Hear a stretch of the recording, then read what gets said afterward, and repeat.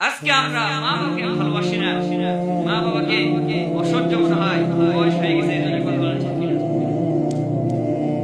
যখন আমরা যখন ছোট ছিলাম, মুসলমান ভাই আমার কথাগুলো কান দিয়ে শুনি, দিল দিয়ে শুনি। যখন আমরা ছোট ছিলাম, আমাদের মা কষ্ট করে লালন পালন করেছে, একসঙ্গে 6টা 5টা পর্যন্ত সন্তানকে লালন পালন করেছে।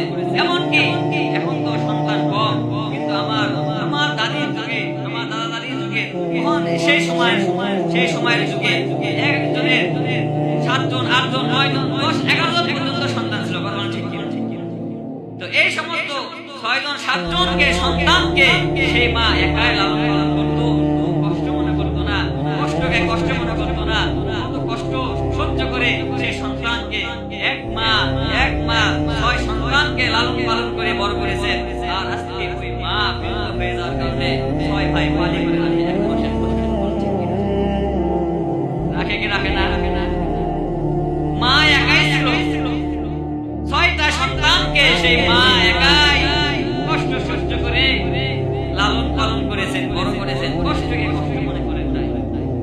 আর সেই মা আজকে চলতে পারে না, আজকে চলাফেরা করতে পারে না, বয়স হয়ে যাওয়ার কারণে, সেই মা বৃদ্ধ হয়ে যাওয়ার কারণে আজকে ছেলেদের কাছে পালি হিসেবে থাকে, পালি হিসেবে 1 মাস করে 2 মাস করে।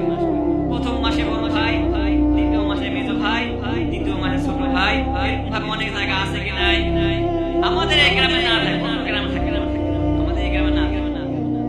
তো অনেক জায়গায়, বিভিন্ন জায়গায় এরকম আছে। আহা, মায়ের কষ্ট মনে হলো না, আর